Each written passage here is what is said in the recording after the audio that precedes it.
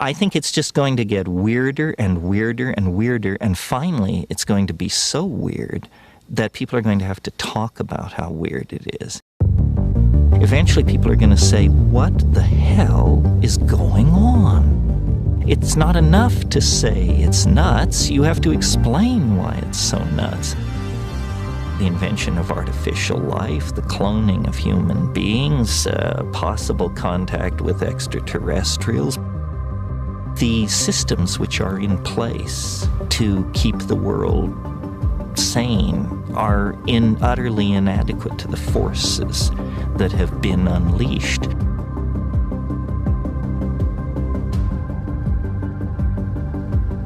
Welcome back to Forbidden Knowledge News. I'm your host, Chris Matthew. Today my guest is Suzanne Ross. I am currently on a road trip. I'm headed down to Louisiana to visit my folks for a few days. They're not doing so well. I'm going to spend some time down there with them. Unfortunately, I still have to pay the bills, so I will be working all week trying to broadcast as much as possible.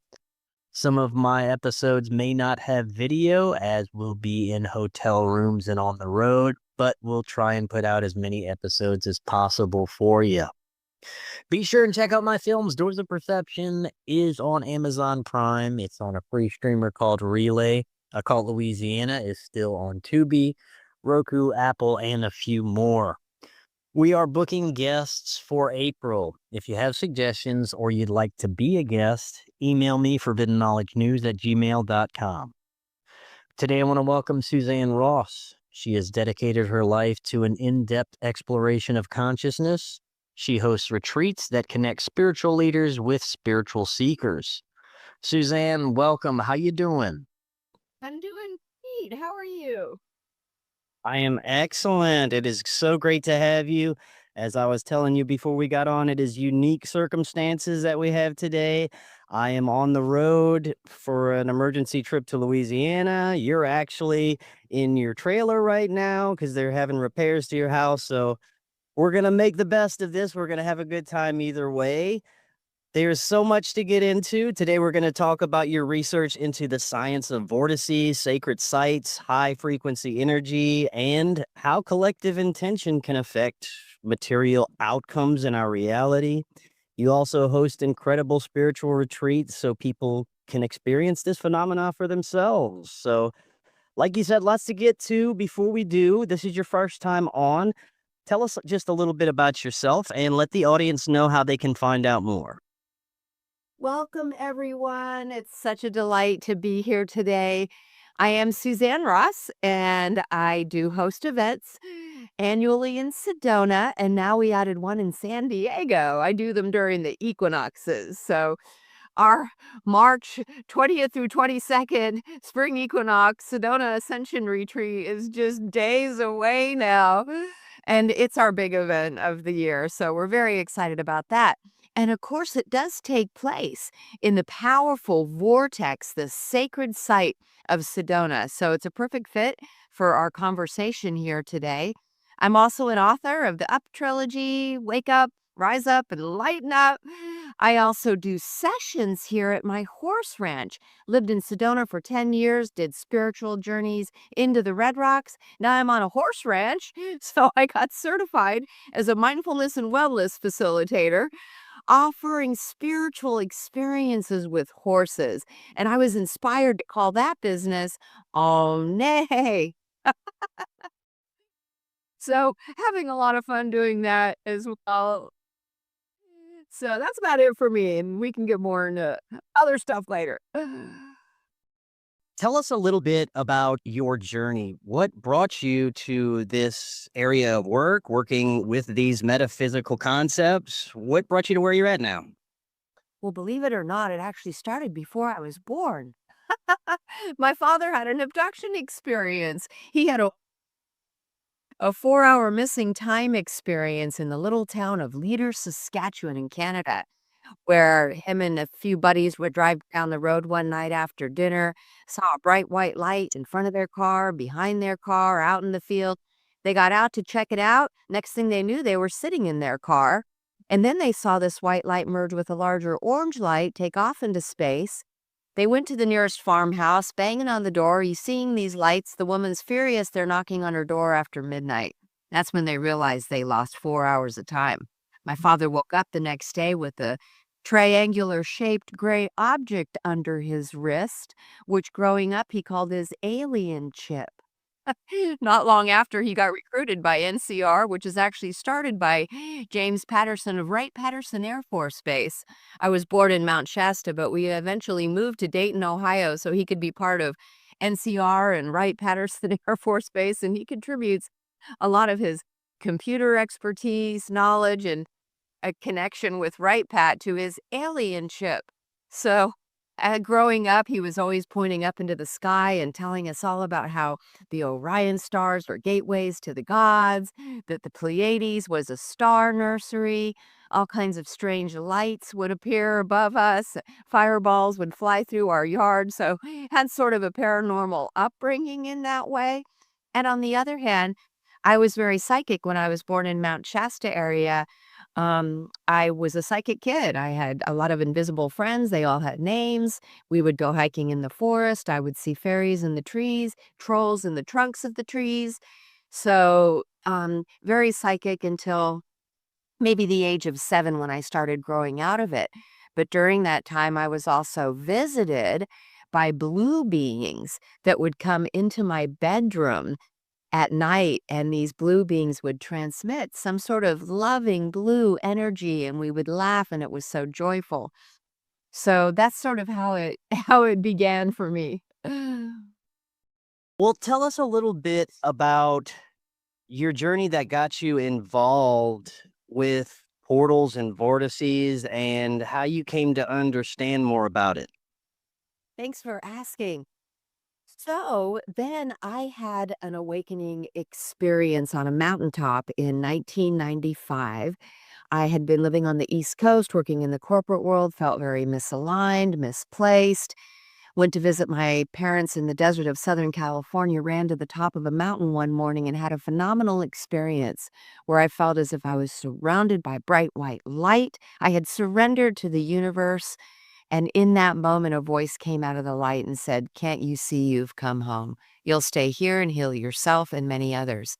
And in that moment, I felt as if I was realigned.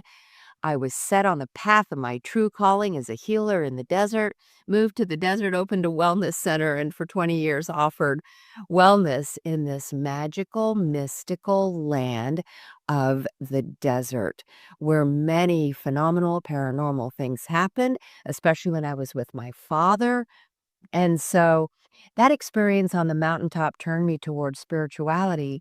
And then all of the paranormal experiences and conversations I would have with my dad, who would say things like, "Don't you know the aliens are us coming back from the future?" One day we were hiking and we came around the corner and we saw this huge circular burnt out area. Leading up to it was a long burnt out path. Then we felt like there were eyes all around us. It looked like a spaceship had landed there. And then my dad turned to me and said, "This is kind of creepy. You want to get out of here?" I said, "Yeah." And as we turned around, it was all bright blue skies again, and that wasn't there. So we had slipped into an interdimensional portal for that experience to unfold before our eyes.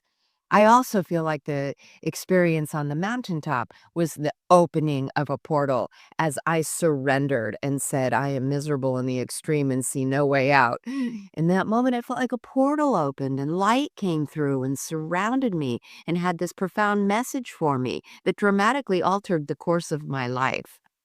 So it really started in the desert of Southern California. Well, it sounds like you've had some incredible paranormal experiences. Maybe we can get into some of the most profound that really stick out for you. Sure. So I ultimately moved to Sedona, Arizona. And of course, Sedona is one of the most powerful vortex sites on the planet with many different vortices and portals. So at that point in time, I had become very spiritual, deeply spiritual. So I had started on a Buddhist path after a dark night of the soul. and then expanded into many different traditions and belief systems. I was so curious about everything from spirituality to religion to quantum physics to science behind the nature of reality. And so I really dove in with both feet to learn a lot, but at the same time, I had developed powerful trance meditation practices using mantra and tantra through Buddhism. And so by the time I got to Sedona, I was ready to start offering, first of all, retreat experiences, because by that time I'd written my first wake up book and had a book launch event already in Northern California. And then when I got to Sedona, I knew that I wanted to continue to have events, so I started having 2 equinox events a year there. But Sedona really allowed me to really drop in to the deeply metaphysical, the really supernatural, and even paranormal. So there in Sedona, I started offering spiritual journeys out into the Red Rocks. And there we had some really profound experiences. But probably one of the most profound experiences I had during that time was in 2017 when me and two friends called upon the Arcturians while still standing in my living room. We then went out to the back deck and saw a huge light explode on the horizon. We all grabbed the handrail because we felt dizzy. Then we looked down the stairwell because this was an upper deck. We noticed the motion detector lights going off on the lower stairwell, middle, upper, as if someone was coming up the stairs. And then we didn't see anybody. But I turned to my friends and I said, "Gosh, it's cold out here. Let's go inside." We went inside and we were discombobulated, we were disoriented, exhausted. So I said, I'm just going to go to bed. Thinking it's only 8:30 at night, turned over my phone, it was 12:40. And then we knew we'd lost 4 hours of time, had no recollection of it. But then I went to a psychic who did a hypnotic regression for me, and I discovered what had happened with these 3 Arcturians who had landed in our yard in an invisibility shield in a pod. We boarded that pod and then were taken into a larger mothership where then these Arcturians had showed us around. And they had also downloaded us with gifts and abilities that would support us on our journeys. And so it wasn't long after that, I started grabbing poster board, drawing circles. I would draw like a large circle with 12 circles around it, like a zodiac wheel, but I knew these were dimensions. And then I started downloading what each of these dimensions were and who I was being in them. I could actually experience who I was being in different dimensions. I was downloading what my name was, what my role was there. And so as I started to do this, I really started to expand my consciousness and integrate my multidimensionality. Okay, so there's a lot to unpack with that one. Because I have such a wide audience, much of my audience is familiar with a lot of UFO extraterrestrial lore, some of the concepts that you're talking about. And I'm sure a large portion of my audience is quite skeptical about a lot of these things. As far as the actual experience where you say you were taken on a craft, do these beings just physically show up? Were you in an altered state? Is there a trigger or precursor to this? Can you explain more about how it all unfolded? In the conscious awareness that I had during the time, I remember absolutely nothing. I looked at the stair. We saw the bright light flash on the horizon. We looked at the stairwell. It seemed as if somebody was coming up that we couldn't see. I turned to my friends and we went inside the house. I have absolutely no recall of what happened during that 4-hour period of time. The only reason it was revealed to me is because I went to someone specializing in hypnosis, particularly hypnotic regressions. And this gal, Lori McDonald, is the president of, I can't remember the name of it off the top of my head, but it specializes in supporting people who have had in paranormal experiences. I think it's called Opus, Organization for Paranormal Understanding and Support, something like that. But she was a hypnotic regressionist. And so during that session, that was revealed to me. Have most of your experiences with non-human intelligences been benevolent? Have you had any experiences with beings that may not have had your best interest in mind? I have not. And, I've had multiple paranormal experiences and gone to multiple regressionists. And so, this experience that I had on my deck was revealed to me not just by one regressionist, by at least two. And then the other paranormal experiences that I've had throughout my life and up, to recent times have all been revealed to me through hypnotic regressionists that are well known. In fact, just last weekend, I had a hypnotic regression with world-renowned, legendary hypnotic regressionist Barbara Lamb. And what was revealed during that session was really profound. So I want to back up and answer your question about malevolent beings. That's not been part of me or my family's experiences.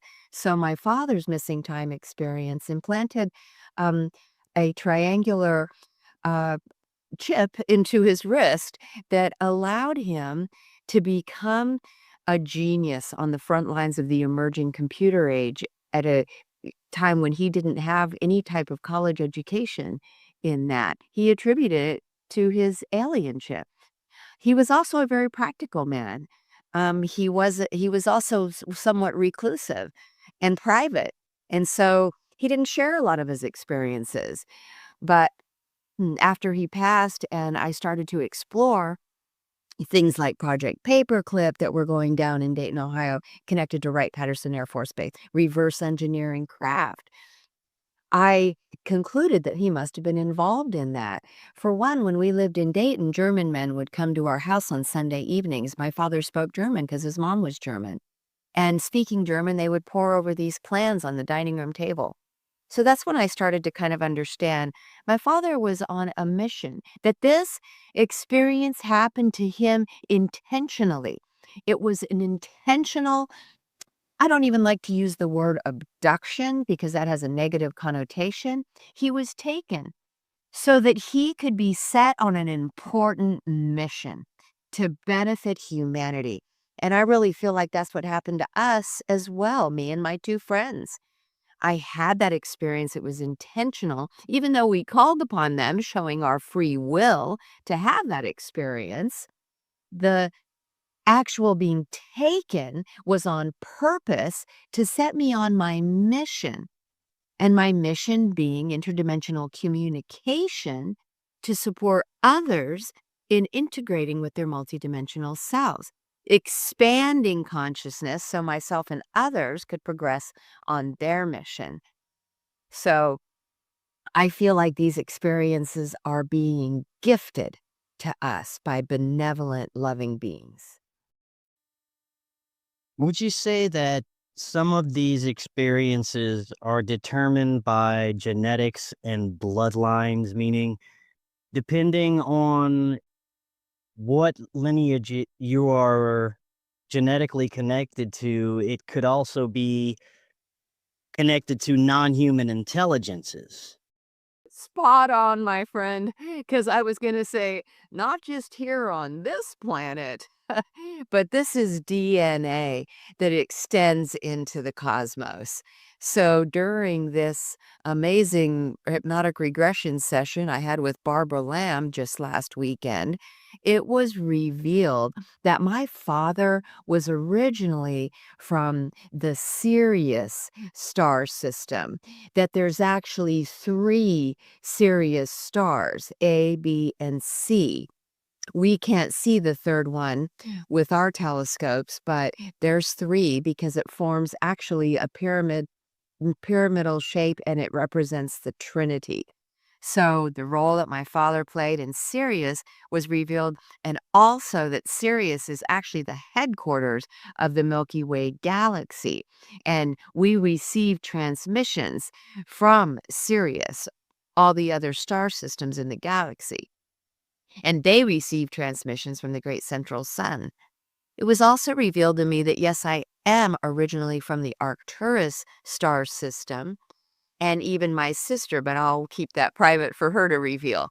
But the point being that all of these star races are interconnected into the evolutionary ascent of people on planet Earth. And so people are sent here from different star systems to work together, sometimes being born into the same family, but always to have individual and collective missions that benefit humanity. Let's talk a little bit about portals, dimensions, vortices. When we're talking dimensions, is this different versions of reality that are unfolding at the same time? Is it a multiverse situation where there are multiple versions of ourselves? Could you explain a little bit about your understanding of different dimensions? Absolutely. And in answer to your question, I would say yes, yes, and yes. Yes, we're living in a multiverse. Yes, we have multidimensional aspects of ourself dispersed throughout space-time. And the source is our source self, I like to call it, and our eternal soul. Theosophy would say our monad or oversoul.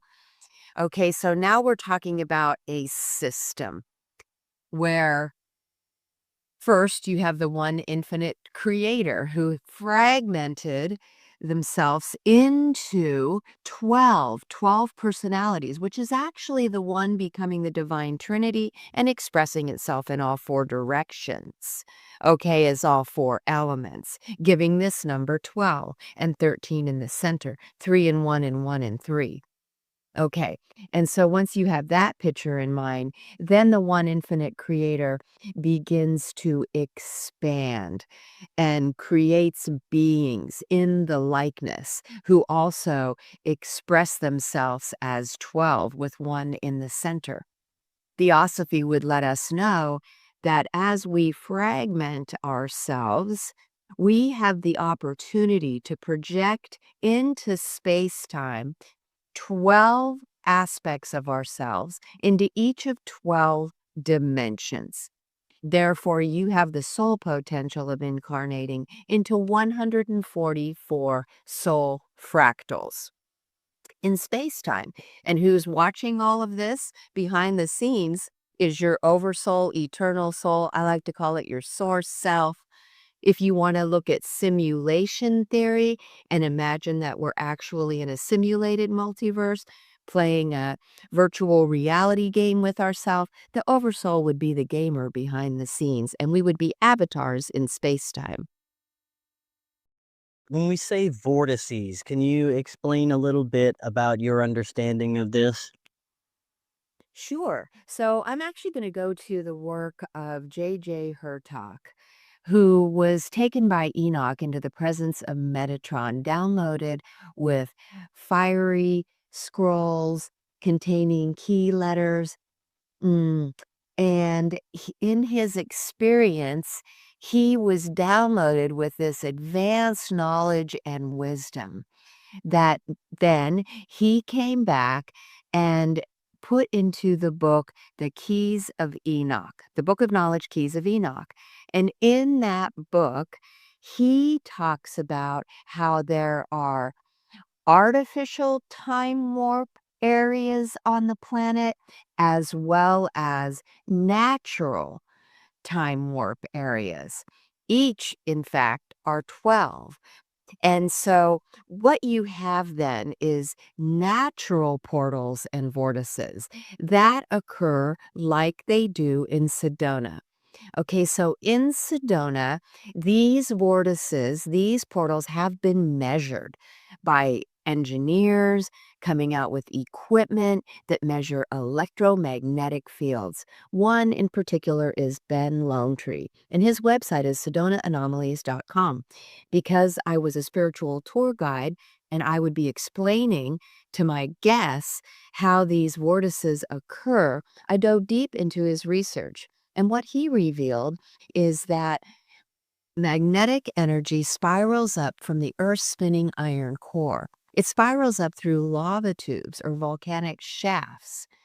as it then goes through the crystalline basement that the U.S. Geological Survey has confirmed underlies all of Sedona, it picks up piezoelectric energy because quartz crystal throws off what's called a piezoelectric effect. So then you have the magnetic energy from the Earth's spinning iron core, and you have the piezoelectric effect of the quartz crystal. So then the energy that actually surfaces in an electromagnetic spinning vortex, which can be measured. Not only measured, but also you can determine the direction of the spin. If it is spinning in the right direction, it's a male vortex. Left is a female vortex. And then you can also determine the velocity of the vortexes as well. And so 7 major vortexes have been identified in Sedona. 4 are really focused on being Bell Rock, Airport Mesa, and Boynton Canyon, and Cathedral Rock. Okay, so I would call those natural vortices. But also, I would say that there have been people in the past, like Aleister Crowley, who used magic to open portals or maybe to create portals intentionally. And maybe also then galactic beings could also create or open a portal, like are done in CE5 experiences with Stephen Greer. You intentionally open a portal, maybe because you're actually collaborating with galactic beings. Are these vortices connected in any way with ley lines? I could see that in, when I was doing these tours out in Sedona, the ley lines would be revealed before us on the ground, especially on the Bell Rock Walk. If you park in the parking lot for Courthouse Vista and you take off down the trail, you make your first left. You are looking at Bell Rock, but you're going left toward Courthouse Rock. Not long after that, you will look down on the ground and you will see intersecting ley lines right there embedded in the red rock. The one is embedded with lines of pure quartz crystal, white lines. The other ones are red. They're intersecting electric and magnetic lines. If you use dowsing rods, your dowsing rods will either align with the electric or align with the magnetic. And so it is electromagnetic energy. So I could see how the ley lines might work together with these spinning electromagnetic fields. Let's talk a little bit about how you can open a portal yourself with intention. Yes, and so I would say that we've seen that happen, particularly with these CE5 experiences hosted by Stephen Greer. And then also he has many students have replicated those experiences around the world. And then also at my Sedona Ascension Retreat, we're actually going to have a CE6 powerful portal opening ceremony. And so that invites in interdimensional beings, our galactic brothers and sisters, right, to co-create a portal opening together with us. We send out our intention, we send out our love. And then that love frequency can connect us with the intergalactic, interdimensional beings who work with us to open a portal through which paranormal occurrences can occur, whether it's the presence of a craft, whether it's the appearance of orbs, which may be cosmic beings, even Bigfoot. And so it's very well known, and lots of documentaries have been made about it. Can intention also be used to open negative portals? You mentioned Aleister Crowley, and what he was working with may not have been that benevolent, but is this something that can occur as well? Yes, and so I really don't know enough about Aleister Crowley. I do know that two of his associates, and I am going to say L. Ron Hubbard and the gentleman who started JPL, Jet Propulsion Labs. Okay, so they had trained under Aleister Crowley on how to open portals. And then L. Ron Hubbard and this gentleman who started JPL, Jet Propulsion Labs, worked together to recreate the magical ritual ceremony, and that they actually did open a portal. Now, as we know, then after that experience, L. Ron Hubbard started Scientology, and this other gentleman started Jet Propulsion Labs, which was very advanced space travel technology. To the best of your understanding, are there competing factions of non-human? I would imagine so, as above, so below, just like on our planet, right? We are human competing races. I mean, really, right? Right now we're in this war situation. So, and I believe the beings here on planet Earth are influenced by both benevolent and malevolent galactic beings that drive them to do what they do here on this planet. And so certainly, there's a war in the heavens, right? It's talked about in the Bible. It's talked about in the book of Revelations, right? Archangel Michael, he's battling the beast or the dragon, right? And so as above, so below, as above, so below, right? I mean, as below, so above, I'm sorry. So, yes, I would say that there are definitely competing non-human intelligences. I definitely want to get your thoughts on everything that's been unfolding with UFO disclosure. But you mentioned Bigfoot. This is another fascinating area for me. I can't wrap my mind around some of the phenomena that surrounds Bigfoot, but as far as your research and your understanding of what this being is this an extraterrestrial? Is this a mystical hominid, a forest spirit? What do you think Bigfoot is? So, again, I would say check, check, check, right? Anything is possible, and it could be all of the above because there's probably different Bigfoot species on the planet. I would say they're largely an interdimensional being, but at the same time, there could have been, you know, races dating back to early, pre-Homo sapien that might still be existing on the planet today. But I do believe many of them are interdimensional beings, and that's why they're so elusive. Now, I'm a big fan of the Law of One series. And so in that series with Carla Ruker channeling Group Ra gives a pretty clear answer.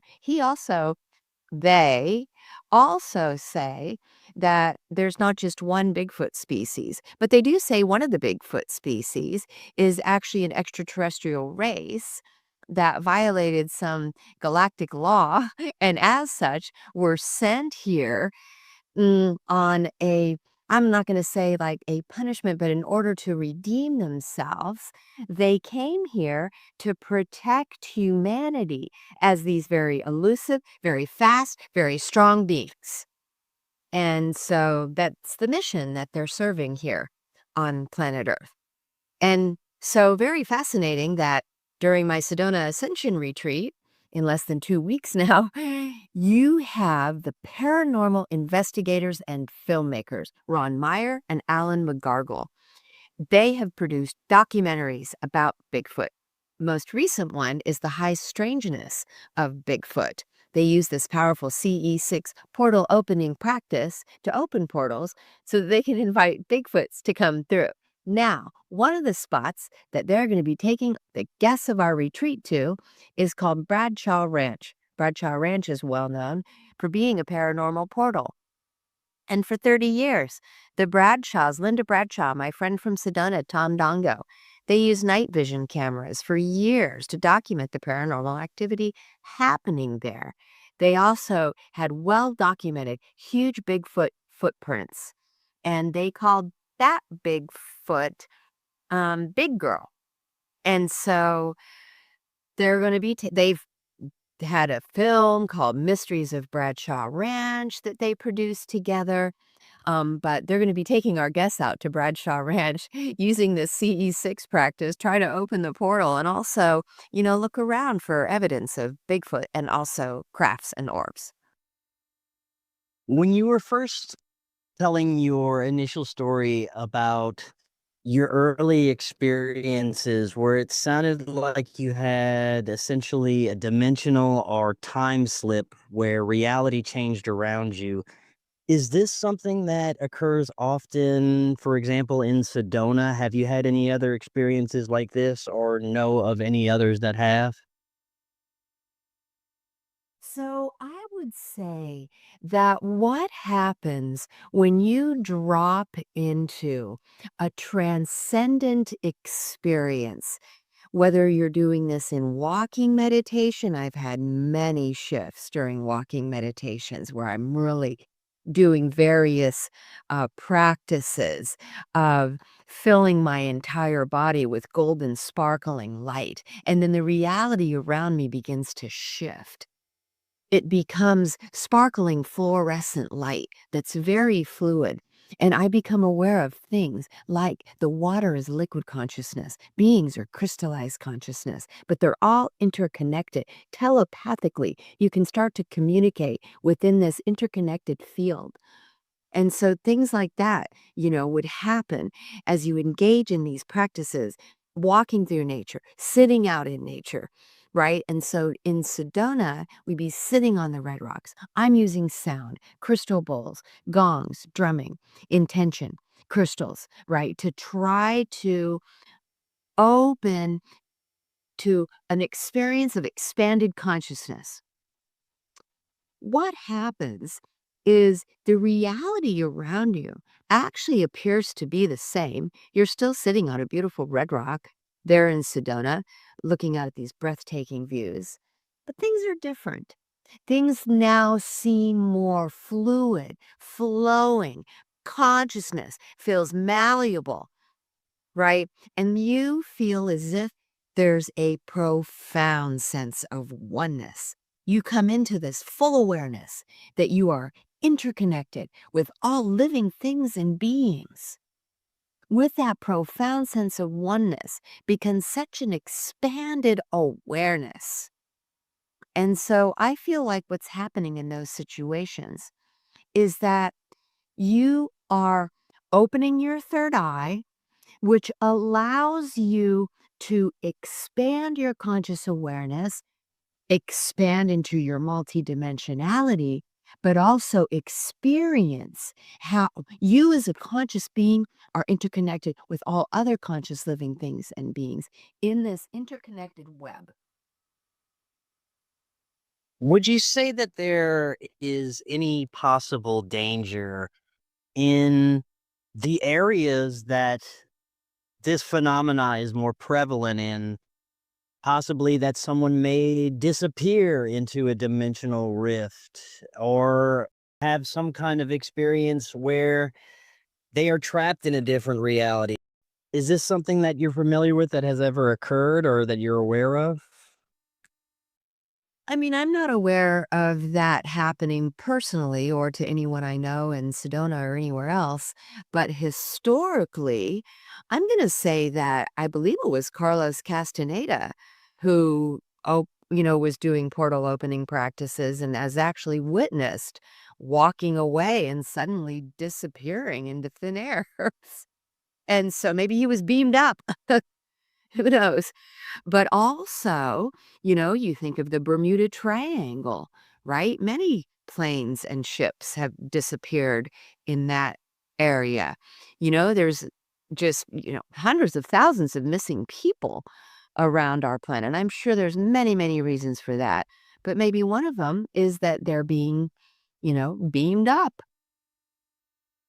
Do you think an individual or group's belief in a phenomena can affect it? For example, if you are having a night sky watch or some kind of event where people are gathering and expecting unusual activity, if there are people who are extremely skeptical or don't believe in the group, does that affect the outcome of the experiences at all? Certainly. And so Wayne Dyer used to say, you have to believe it to see it. And I can tell you that I have been out in Sedona and suddenly I am fully well aware of a spinning metallic disc hovering right over a red rock. And the people with me are saying, I don't know what in the heck you're talking about. I don't see anything.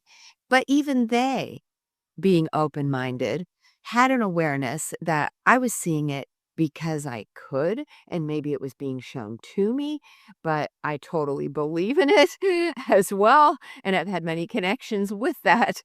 So, yes, I do believe that believability has everything to do with the experiences that you have. And also, there's a free will factor.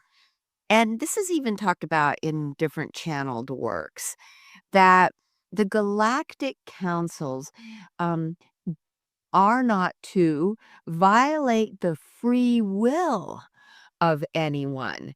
And so, they state that, that's one of the reasons they haven't landed on the White House lawn because there are still too many people in our population that do not have the desire to see alien beings and crafts. And they cannot violate galactic law by doing that. And so, free will and the desire to see these things can come in as a factor too. During your talking points here, you have igniting Kundalini and opening spiritual channels with CSF practice. Could you talk a little bit more about this? Sure. So that is certainly not my invention. There was actually a renowned doctor who came up with this cerebral spinal fluid practice. I also know that Joe Dispenza uses CSF. I didn't know it until after I had guided a CSF practice based on this doctor. I had watched a documentary where he was explaining this practice, having had researched cerebral spinal fluid.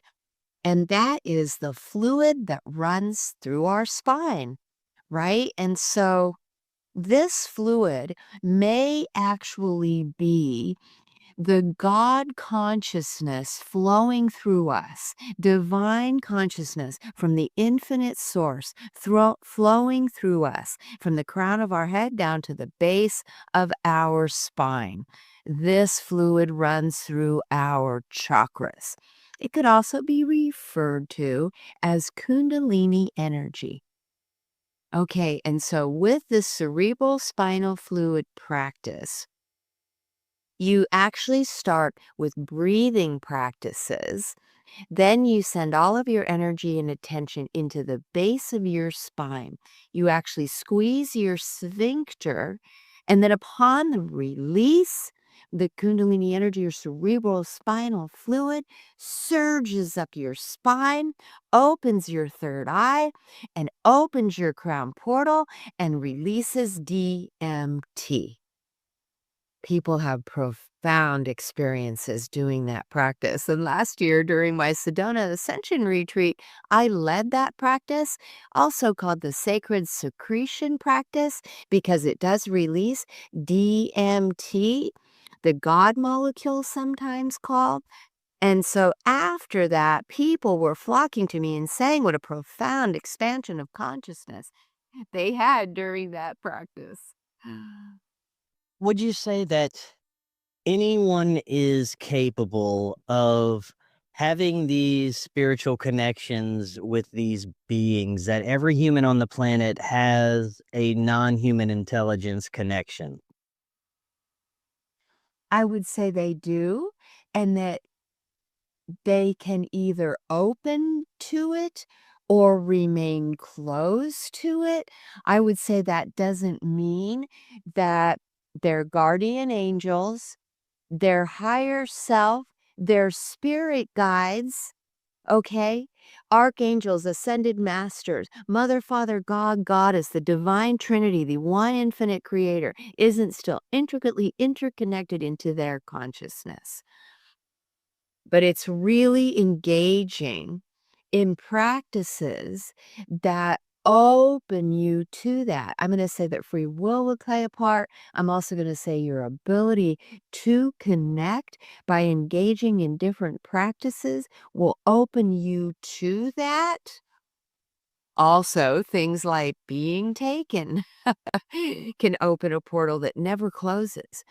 Once you're connected with your higher self, let's say, or spirit guides, it's as if you can then at will continue to connect with them with the power of your intention and spiritual practices. In my perspective, there is a lot of propaganda. There's a lot of misinformation behind the official narrative of UFO and extraterrestrial disclosure. But I have this overwhelming gut feeling that there's much more behind the scenes happening that most of the population is not aware of that's connected with this government UFO disclosure. But do you have any thoughts about it and the time period we're in?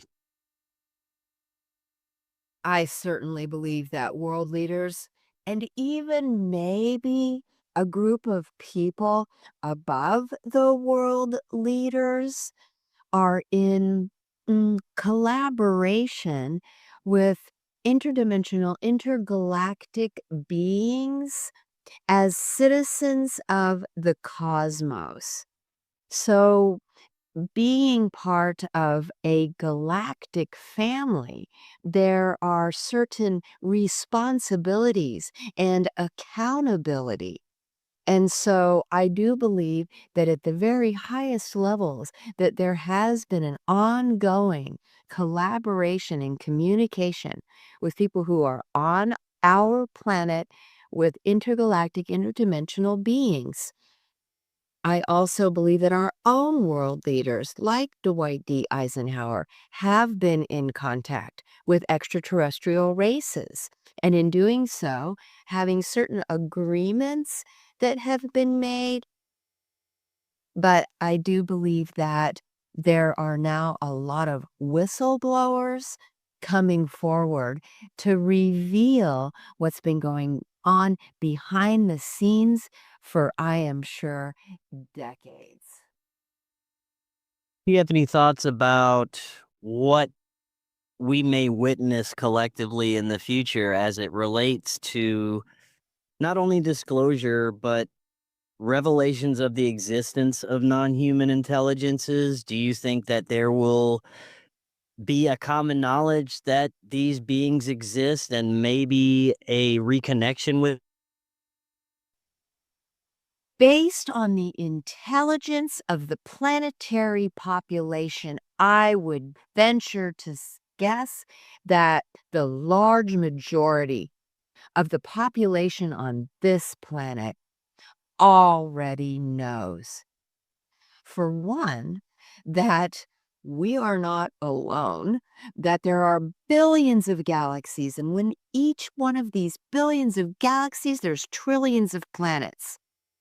Knowing this, of course, anyone would know, but there are other intelligent beings living on other planets, in other star systems, in our own galaxy, and the many, many other galaxies within our own universe, and that there are parallel universes.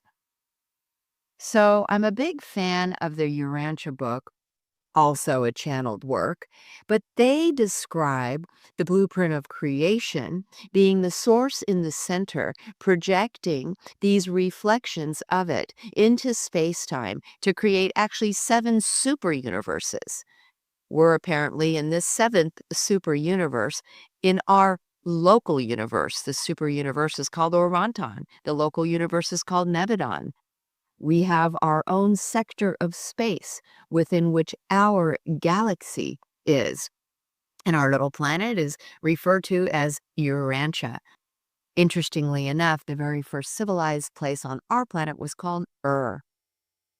And so I believe that, many, many, many, many people on our planet are intelligent enough to deduce from the number of planets, star systems, galaxies, that there is definitely intelligent life out there.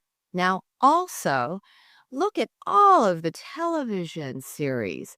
Star Trek, look at all the movies, Star Wars. There's countless movies and television series about us interacting with other star races.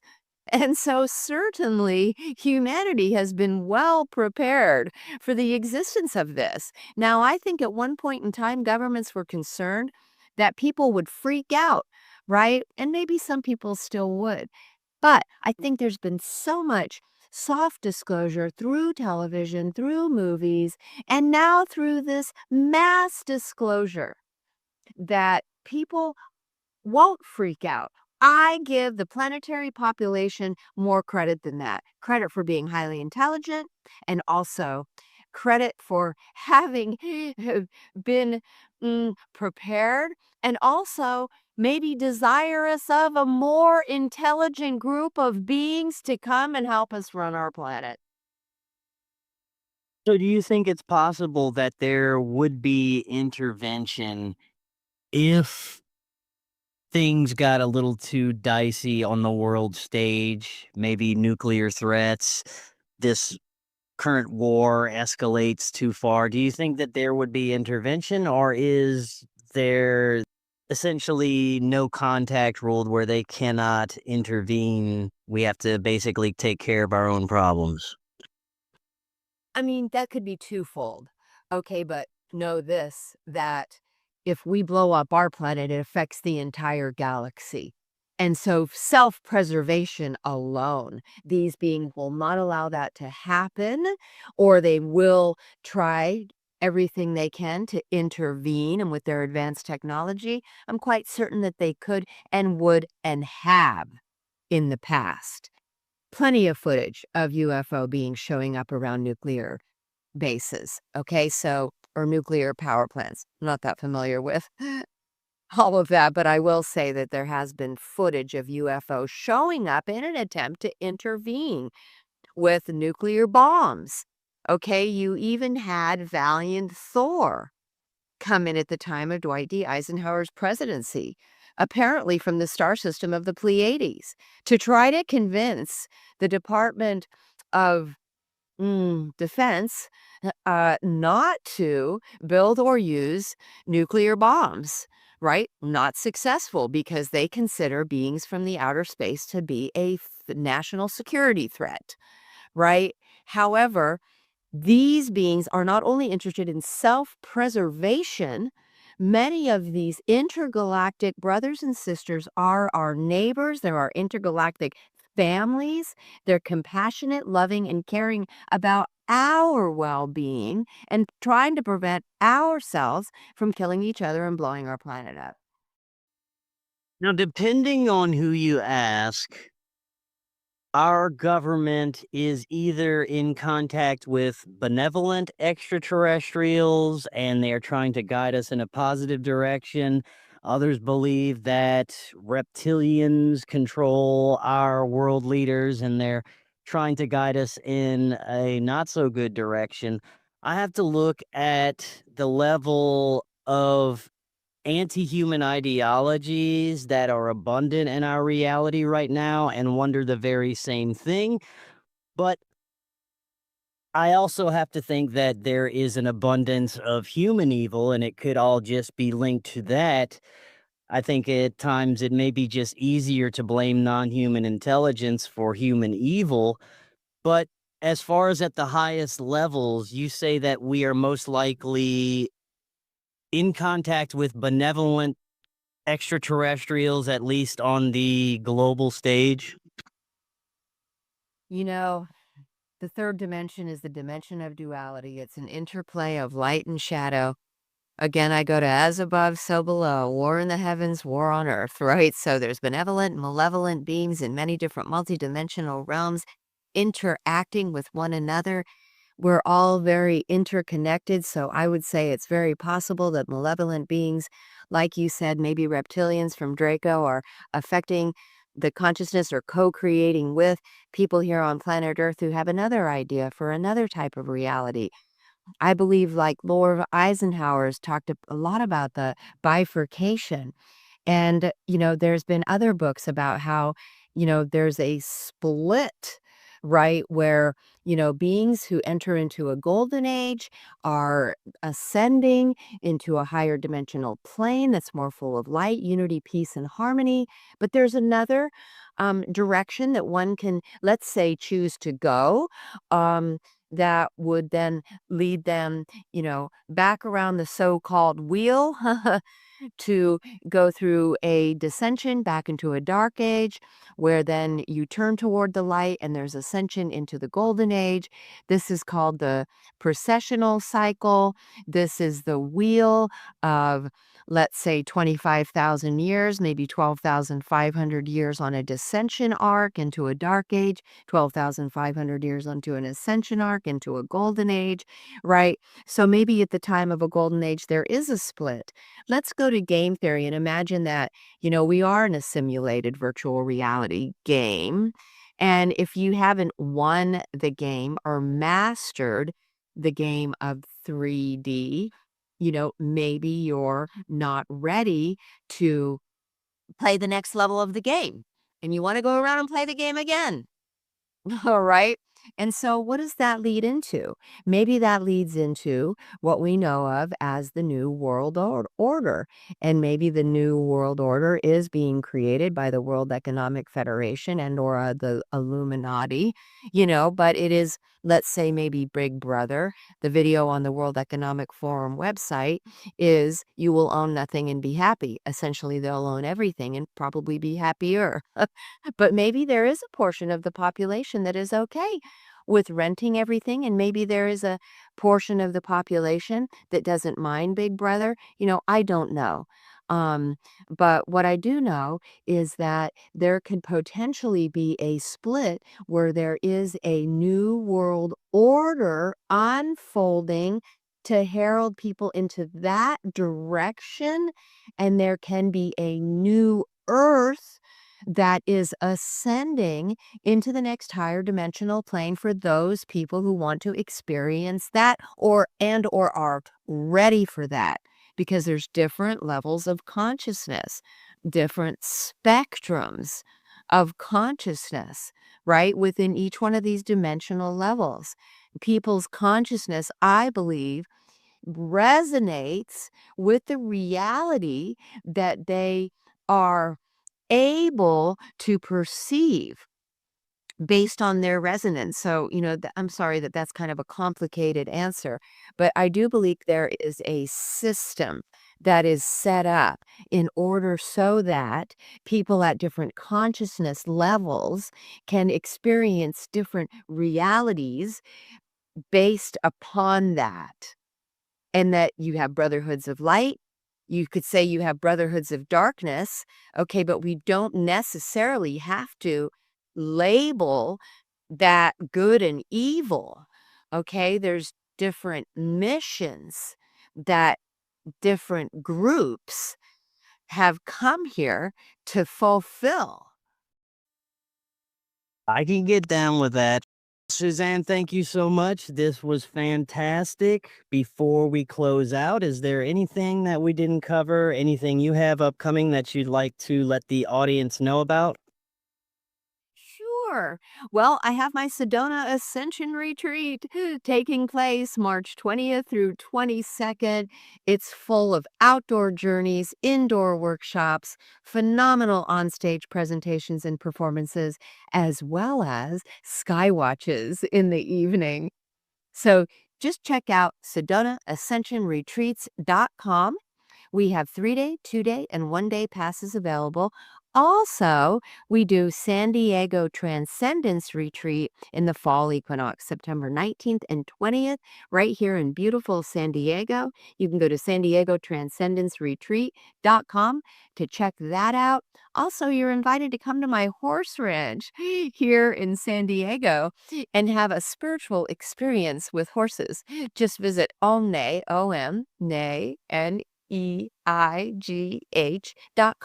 My personal website that has everything on it is SuzanneRossTranscendence.com. Thanks so much for having me. I thoroughly enjoyed this. Thank you so much, Suzanne. We'll definitely have to do this again. And until next time, everyone, have an excellent evening. We will talk again tomorrow. See y'all then.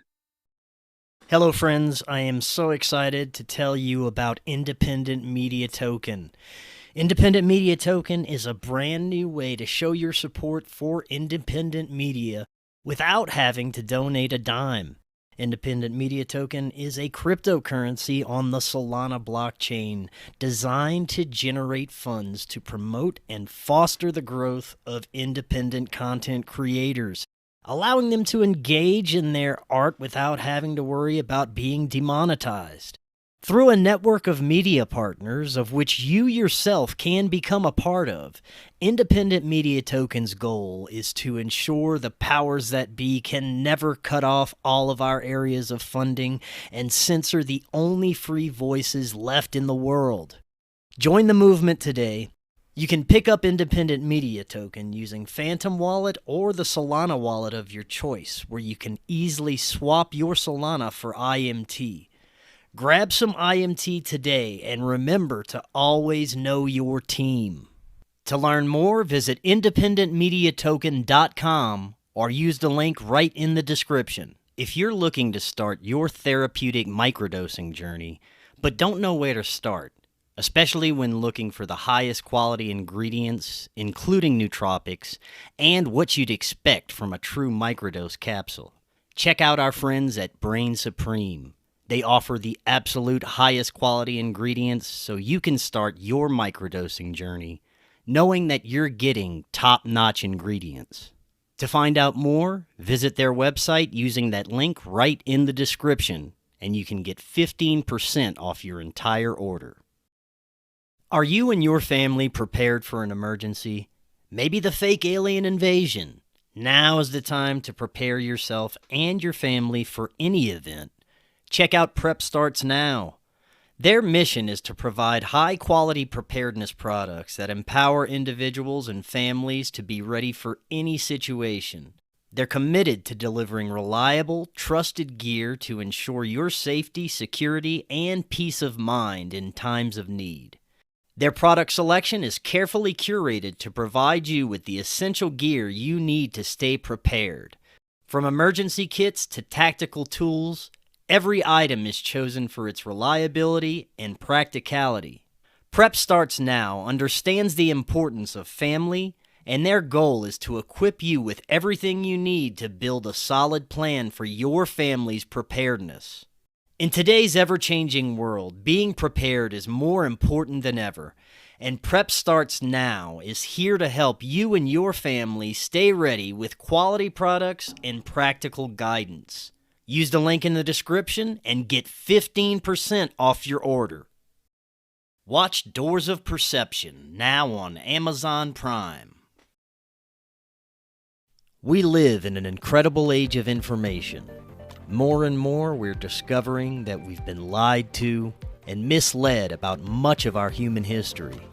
Cory Hughes is providing profound revelations about World War I, World War II, the JFK assassination, Martin Luther King's assassination, and much, much more on his new Substack, Bloody History. Subscribe now for as little as $5 monthly. Just click that link right in the description to get started now and learn about our true history. I am so excited to tell you about Independent Media Token.